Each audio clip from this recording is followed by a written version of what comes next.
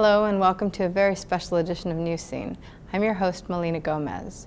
Join me as we explore an illness that affects millions of people throughout the world and still has no cure.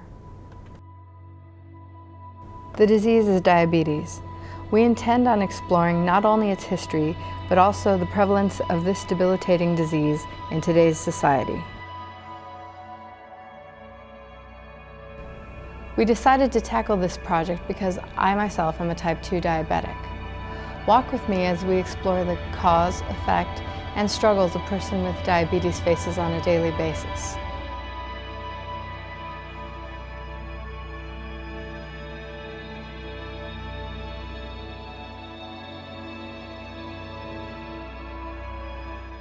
It may seem that diabetes is a fairly new disease, but that's not the case.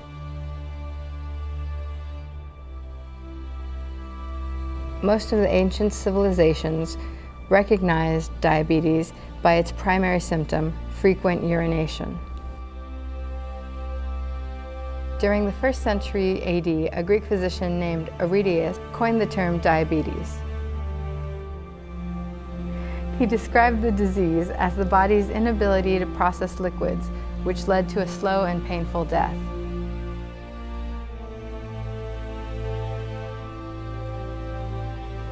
Doctors could only recommend a diet of oil of roses, raw quinces, almonds, and gruel.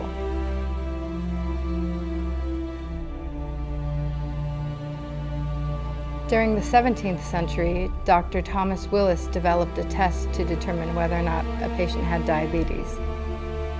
If the patient's urine tasted sweet, then they were determined to be a diabetic. It wasn't until the early 20th century that doctors discovered that a low-calorie diet and the injection of insulin allowed a diabetic to live longer. We've come so far in the battle against diabetes, but we've got a long way to go.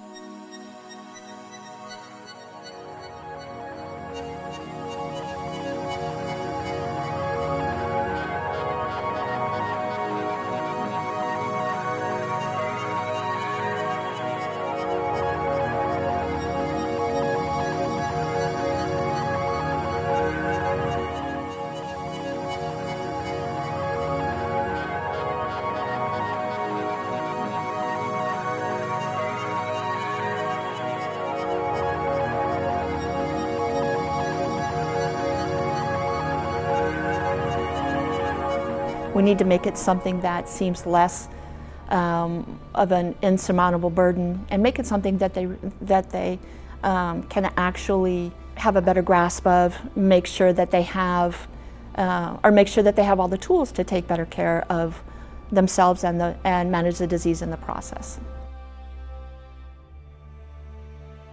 The 1950s and 60s brought great advances in diabetes.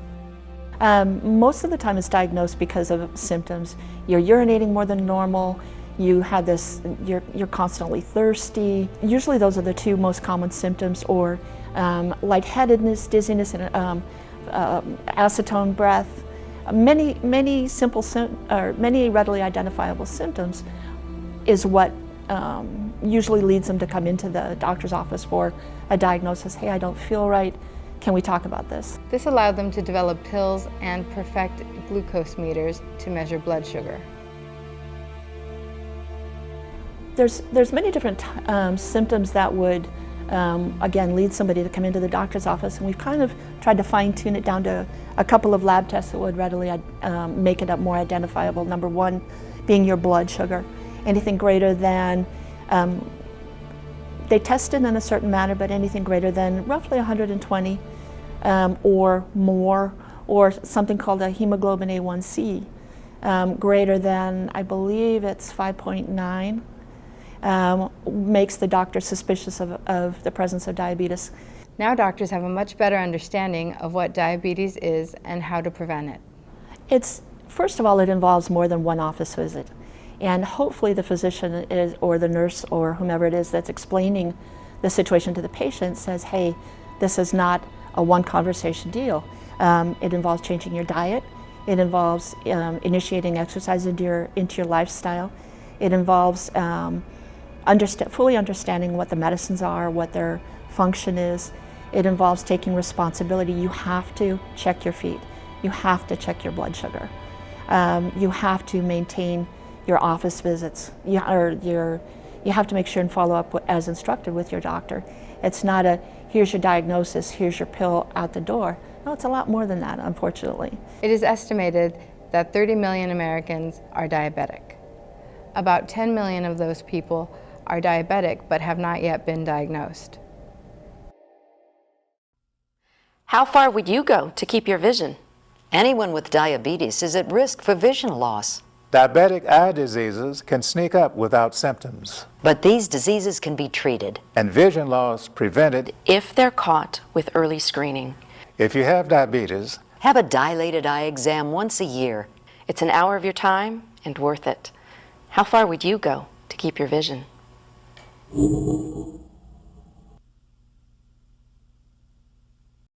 Can you tell? Can you tell? Does it look like I'm fighting a disease? Fighting. Fighting for my life. Like my life expectancy is shorter than yours? There's no outward sign. But we're battling every day. Every day. Every day.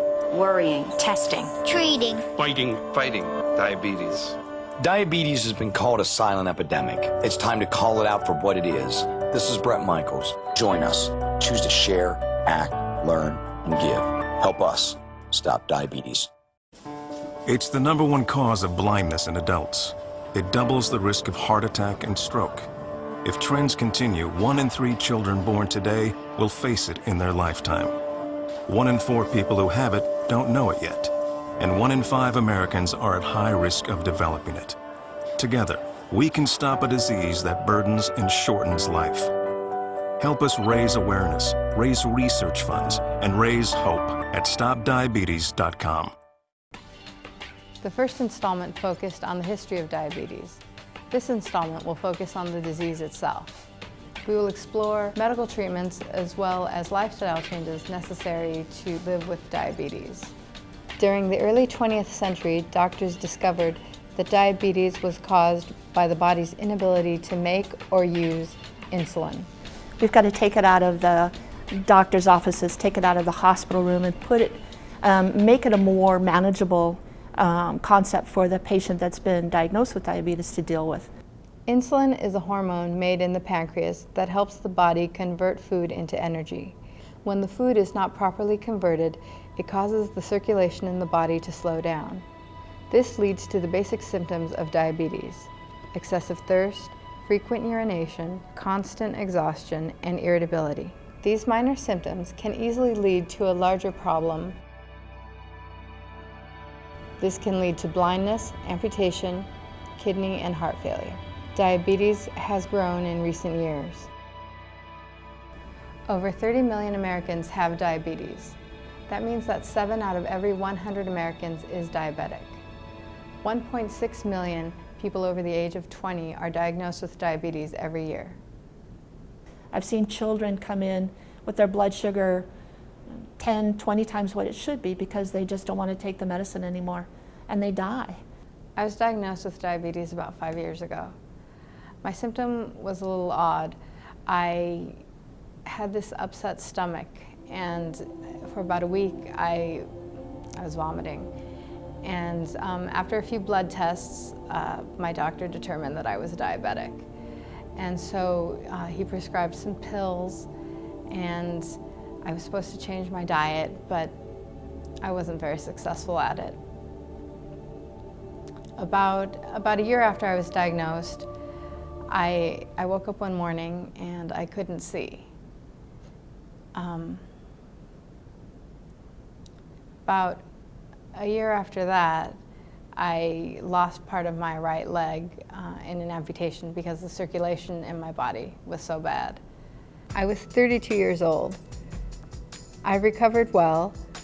I regained a little bit of vision, but because my retinas had detached, there's not really a lot to do other than reattach them. And I have learned how to walk with a prosthetic limb. After I lost my vision, I was told I had been diabetic at least 15 years before my diagnosis. All of these symptoms, all of these problems, you can directly affect their course by by maintaining those steps that I just mentioned, following up with your doc, by if it's a new symptom or if it's something that just isn't right, keep going to your doc or keep going to a care provider that can work with you in finding a solution, can answer your questions. It's not the doctor's role to fix, it's the patient's. The real lesson I learned is that diabetes can be maintained through diet and exercise. Diet is incredibly important in controlling diabetes. Food is your body's fuel and should be eaten with that in mind. The ideal diabetic diet is protein and vegetable heavy. Diabetics should also eat plenty of whole grains and fiber. Junk food and fast food are the enemy. Exercise is also really important. When your body is burning energy, it promotes circulation throughout your body. If you think that you're diabetic, there are a few questions you should ask yourself. Are you thirstier than normal? Are you always tired? Does diabetes run in your family? If you answer yes to any of those questions, you should see your doctor so they can test you for the disease. Hello, I'm Donnie McClurkin, and I've got something personal I want to share with you. I have type 2 diabetes, and I found out that diabetes can be really devastating, and we really need to take better care of ourselves. So learn more about the American Diabetes Association. I decided to fight diabetes church day. Simply call 1-800-DIABETES or visit diabetes.org and learn how your church can participate today.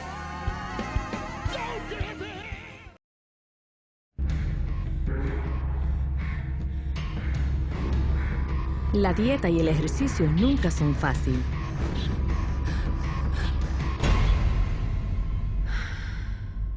Al mismo tiempo, tampoco es morirse. La diabetes tipo 2, la enfermedad cardíaca y el derrame cerebral matan a casi 1 millón de personas al año. En su mayor parte, estas muertes podrían ser prevenidas. Por favor, hable con su médico acerca de su riesgo para la diabetes y la enfermedad cardíaca. Y si su médico les recomienda hacer cambios en su estilo de vida o medicamentos, préstele atención. La razón por la cual muchos mueren es porque no muchos están dispuestos a cambiar. Usted puede detenerlo, empezando ahora mismo. Escuche a su médico. Coma más saludable. Póngase en movimiento, viva inteligentemente. I don't want to go blind from diabetes. I don't want to lose a foot or a leg. I don't want to have kidney failure, so I'm taking control. I'm controlling my diabetes. It's making a huge difference. I'm eating healthy and staying physically active. I'm taking my medicine. If I can do it, anyone can. Control your diabetes for life. Call 1-800-438-5383.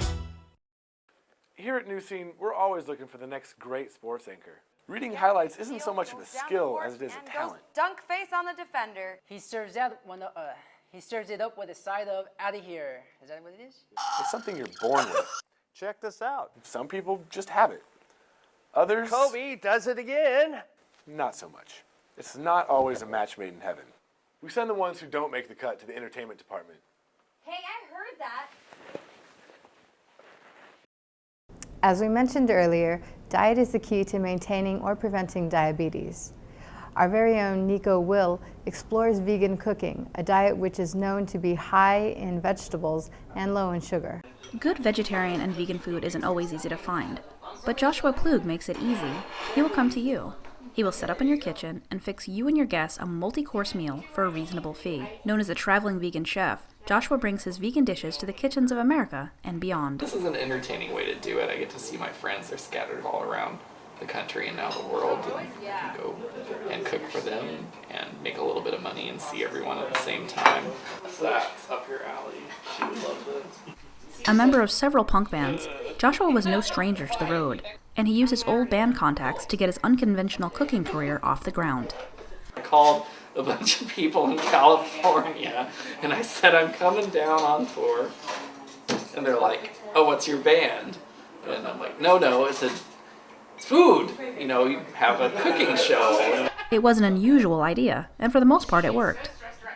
the punks are like, what's this food doing here? And they're like, rah, rah, rah, rah, you know. I did a buffet at a show in Oakland and a cooking demonstration at one in Sacramento and like 4 or 5 dinner parties, and I made a bunch of money. And I'm like, that never happened when I toured with a band. I like this new job. This is what I'm going to do from now on. Joshua is self-taught, but his dishes are ambitious and crowd-pleasing. Please wait. That says it all right there, ladies and gentlemen. For Newscene, I'm Nico Will. If you'd like the traveling vegan chef to cook for you, you can reach him at his blog. The world's fastest growing sport and longest off-road race took place in Ensenada. Newscene's Manuel Santos was there. Take a look. An event where helicopters and sand fill the sky, an event that only happens once a year.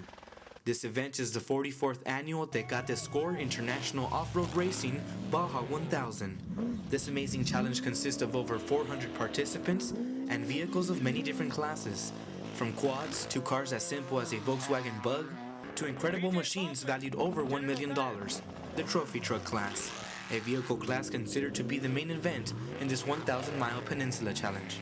The trophy truck class is so competitive that those teams who can afford air support have a chopper following from behind to warn what's to come the whole 1,000 miles. One rule in this challenge is anything goes. Spectators make booby traps, causing vehicles to break. So far, how do you feel the race? Really good. Just a little problem here. We should be on our way soon with you guys' help. Really need you guys to give us a hand. Others get ran off the road by a fellow competitor. That big freaking M2 truck. You're supposed to honk and tell them that you're behind me to give me a chance to get out of the way. The thing just came flying across here and freaking sideswiped me. You guys gonna be all right? I am gonna be all right. It's just cosmetic, unfortunately. Ladies and gentlemen, this is the Baja 1000. The next event will be held in March, a 250-mile race that's going to be held in San Felipe, Baja California. We just took you across the border with trucks screaming across the desert. Now we'll take you to another popular tourist site in Baja that attracts hundreds of lobster lovers. Daniel Olivera has the story.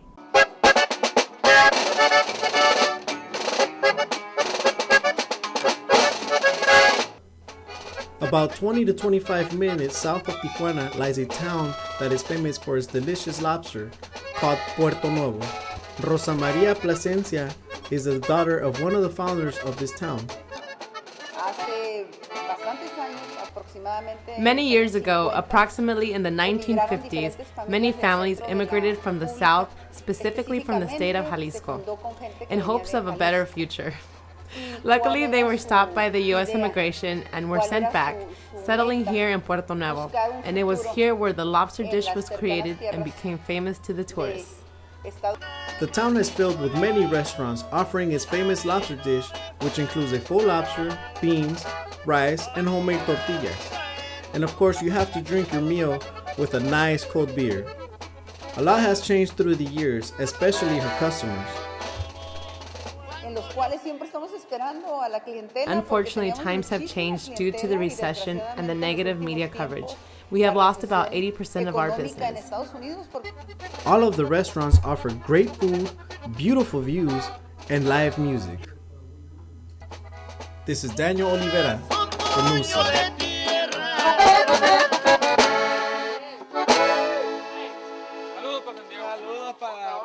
Most businesses in Puerto Nuevo say the same thing about tourism. But as history shows us, beach cities like this one don't just come and go with the tide. San Diego is well known for its fabulous beaches and tourist sites. But there's another side to San Diego a lot of people don't know about. Newscene's Sarabella Mondragon has the story.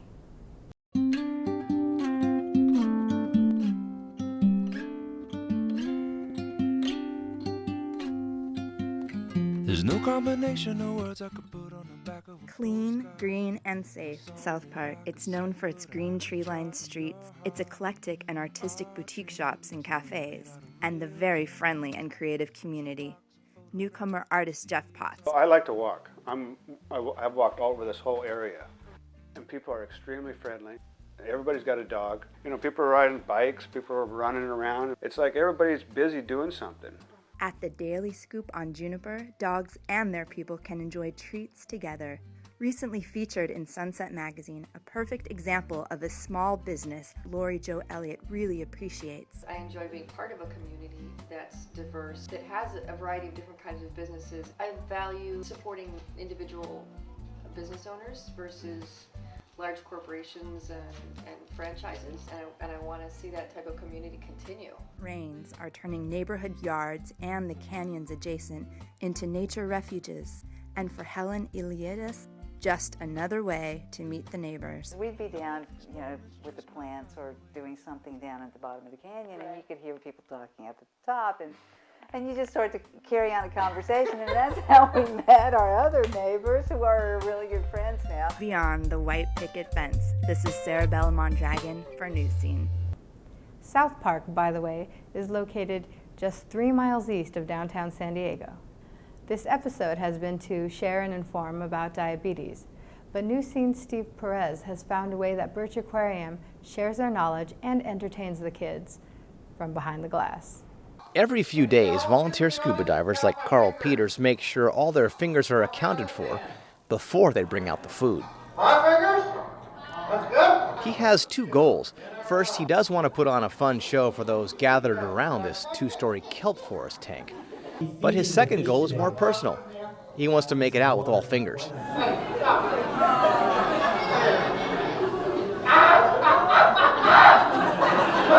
Streamed live over the web in high definition now, the show teaches about life underwater by providing a glimpse of such rare endangered species as the giant black sea bass. And her favorite food is indeed mackerel, and if we try to give her anything else, there we go.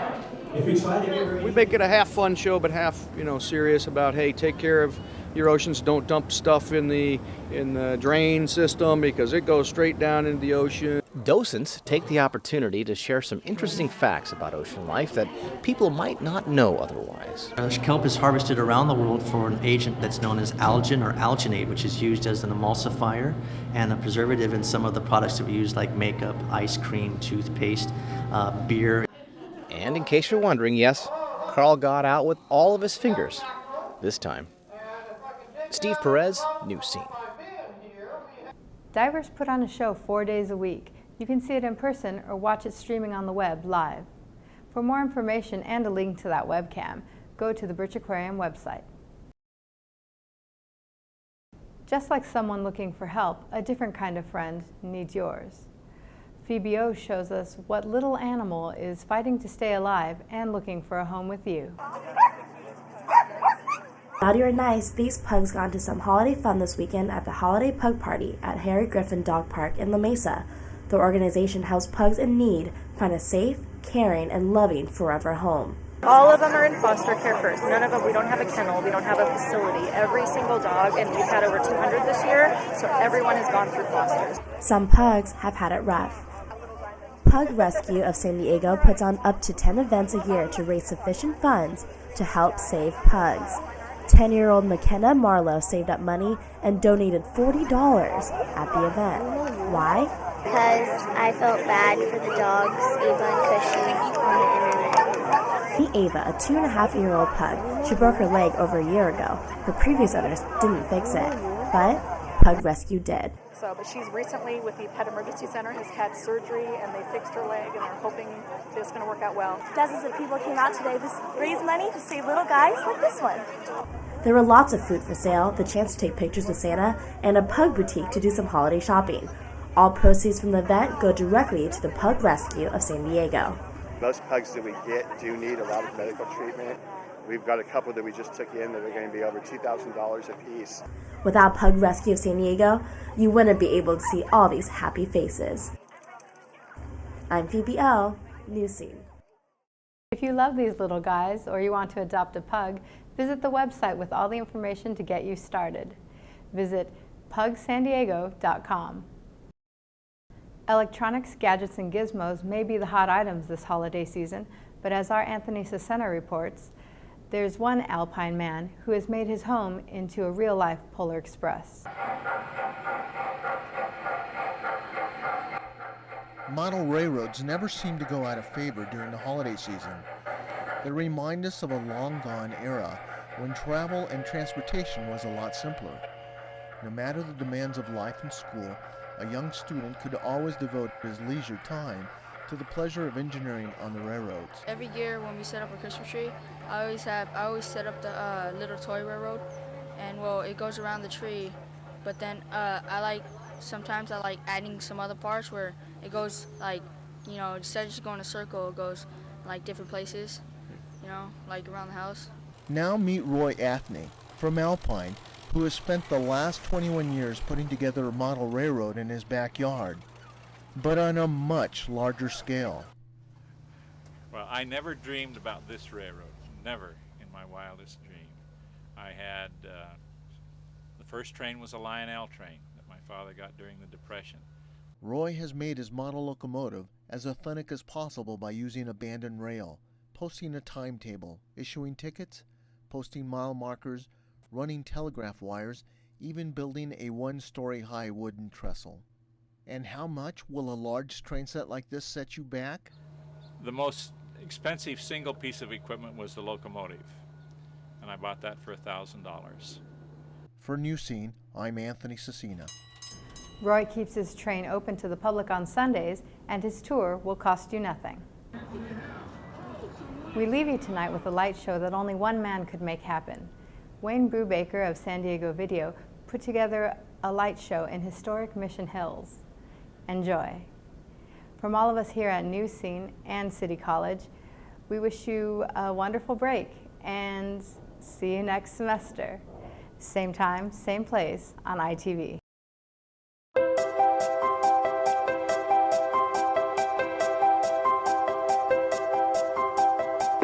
The most famous classic in all the world of music.